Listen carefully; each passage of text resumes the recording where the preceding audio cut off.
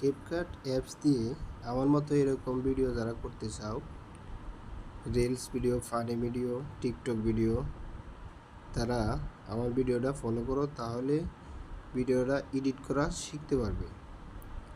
তাহলে আমরা ক্যাপকাট অ্যাপসে যাই, আমার শুটিং করা ভিডিওটা কেটে আমি সিস্টেম করে নিলাম। আমার ভিডিওটা এক্সট্রা পার্ট আমি কেটে দিলাম, প্লাস ক্যাপকাট অ্যাপস লোগোটা কেটে দিলাম। তারপর ভিডিওটা কিছুটা আমি লাইটিং করব। আমার লাইটিং প্রায় হয়ে গেছে,